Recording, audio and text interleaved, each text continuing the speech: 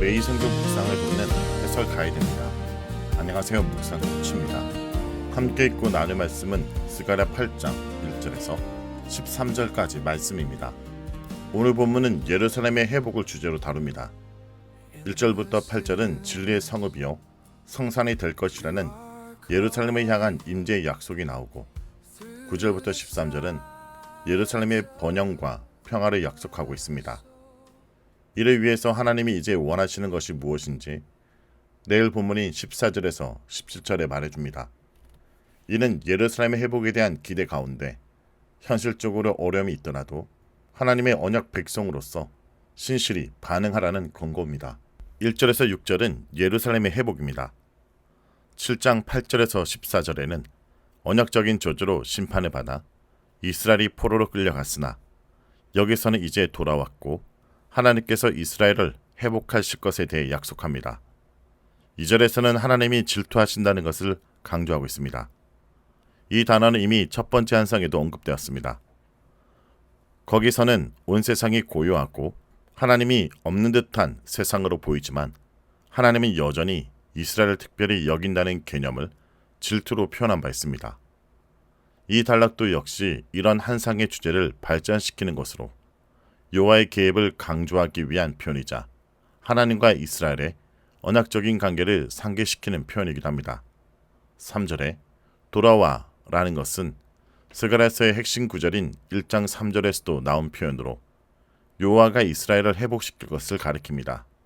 예루살렘 가운데에 거하리리 라는 표현은 여호와의 임재, 곧 언약의 회복을 가리킵니다.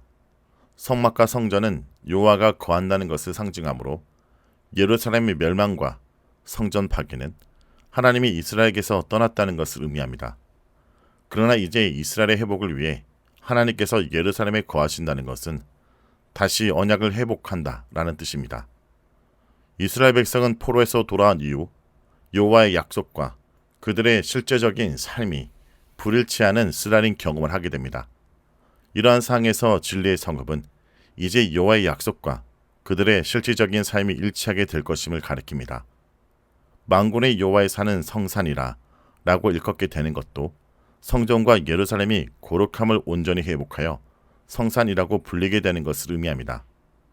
나이 든 사람에게서 어린 사람들까지 다시 예루살렘은 많은 사람들로 넘쳐나게 될 것입니다.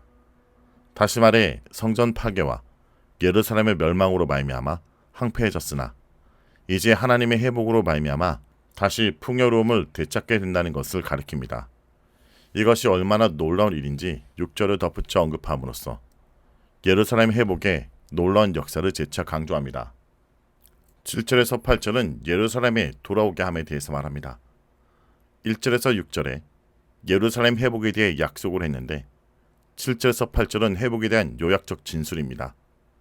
여기서 예루살렘 회복의 핵심적인 의미를 발견할 수 있습니다. 해가 뜨는 땅과 해가 지는 땅에서부터 라는 것은 전 범위의 온 세상을 가리킵니다. 이스라엘이 언약을 어기고 죄악을 범할 때 바람을 불어 그들을 흩으셨으나 이제 온 세상에 흩어져 있는 이스라엘을 구원하고 인도하시겠다는 의미입니다. 특히 8절에 그들은 내 백성이 되고 나는 진리와 공의로 그들의 하나님이 되리라 라는 표현은 전형적인 언약 공식에 해당합니다.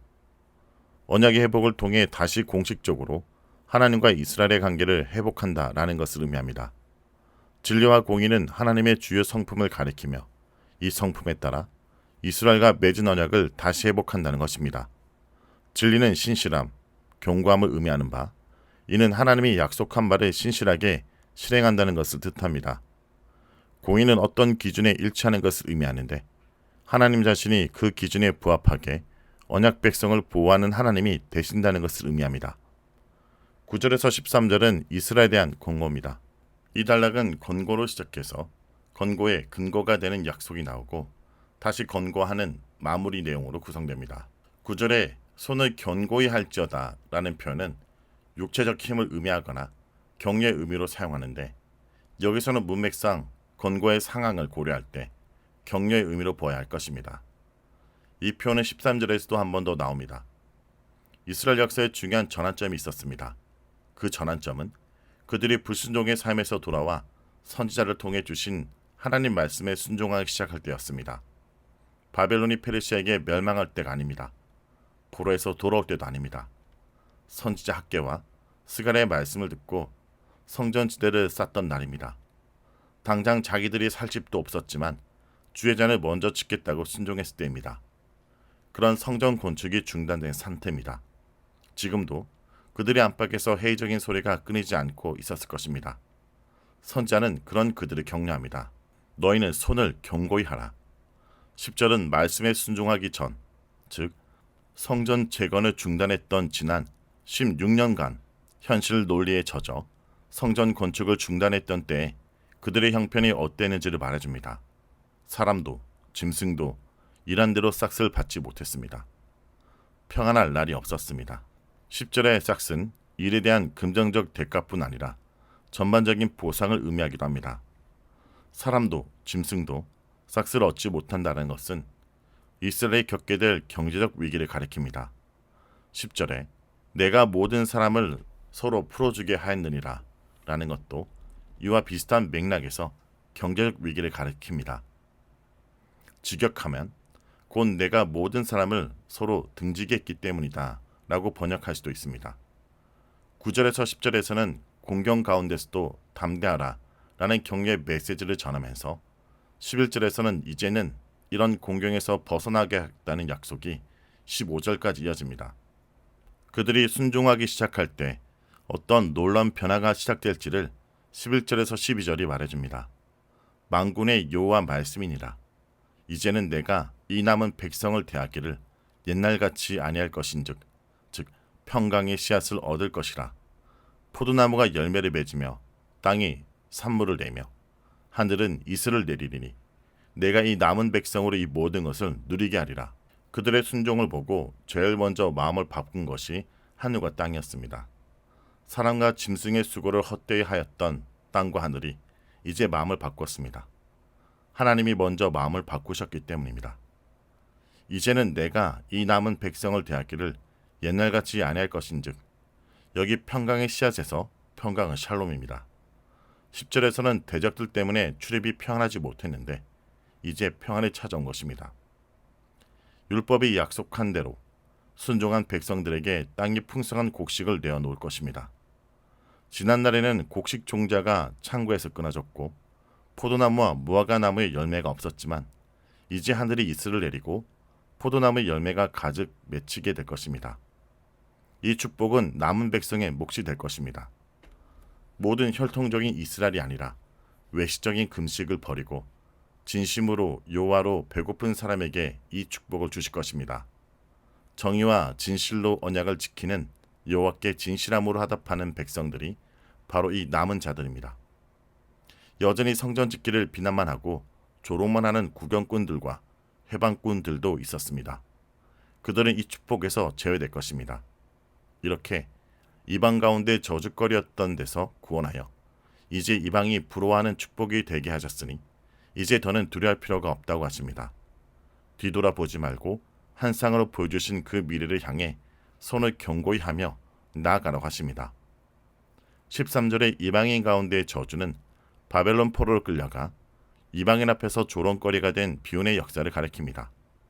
신명기 28장은 언약에 불순종할 때 내릴 저주를 언급하는데 그 저주 가운데는 적의 패해, 포로로 끌려가는 내용도 포함되어 있습니다. 따라서 여기서 저주는 언약을 순종하지 않음으로 말미암은 언약적인 저주를 가리킵니다. 이스라엘은 언약에 불순종하여 율법에서 미리 예고한 대로 저주를 받았습니다. 그러나 이제 하나님은 미리 약속하신 언약대로 너희가 복이 되게 한다 약속하십니다. 성도 여러분, 스가랴 8장 말씀은 우리에게 깊은 울림을 줍니다. 하나님은 깨어진 우리 삶의 터전, 외로움으로 가득 찬 우리 마음속에 다시 돌아오시겠다 약속하십니다. 폐허가 된 도시에 늙은이와 아이들의 웃음이 가득했던 것처럼 우리 삶에도 평화와 기쁨이 회복될 것입니다. 우리가 할 일은 단 하나입니다. 하나님의 약속을 믿고 우리의 손을 견고히 하는 것입니다. 이제 우리는 세상의 기준과 가치관에 따라 사는 것을 멈추고 하나님의 질투하는 사랑에 응답해야 합니다. 진리의 성읍이 예루살렘이었던 것처럼 우리의 삶의 자리가 진리와 사랑이 가득한 하나님의 성읍이 되도록 노력해야 합니다. 가정에서, 직장에서, 그리고 교회 공동체에서 우리는 평강의 씨앗을 심는 자가 되어야 됩니다. 당장의 결과에 조급해하지 말고 하나님의 신실함을 믿고 묵묵히 우리의 몫을 감당할 때 하나님은 반드시 우리 삶의 풍성한 결실을 허락하실 것입니다. 말씀을 놓고 기도하겠습니다. 주님, 오늘 말씀을 통해 절망 가운데서도 희망을 잃지 않는 하나님의 약속을 듣게 하심을 감사드립니다. 질투하신 사랑으로 저희를 다시 찾아와 주시고 저희의 깨어진 삶을 회복해 주시겠다고 약속하심을 감사드립니다. 주님, 저희 삶이 때로는 폐허가 된 예루살렘처럼 무너져 내릴 때가 있습니다. 세상의 경쟁 속에서 마음이 상하고 관계 속에서 상처를 입어 외로움과 불안감에 갇힐 때가 있었습니다. 하지만 주님, 오늘 이 말씀을 통해 주님께서 저희와 함께 계시며 저희 삶의 평화와 기쁨을 회복시켜 주실 것을 믿습니다. 저희의 손을 견고하게 하사 하나님의 약속을 믿고 묵묵히 평강의 씨앗을 심게 하여 주옵소서. 당장의 열매가 보이지 않아도 낙심하지 않게 하시고 주님의 신실함을 바라보며 나아가게 하여 주옵소서. 저희의 가정이, 저희 직장이, 저희 공동체가 주님의 진리가 가득한 성읍이 되게 하시고 어린이와 아이들의 웃음이 가득한 평화로운 공동체가 되게 하여 주옵소서.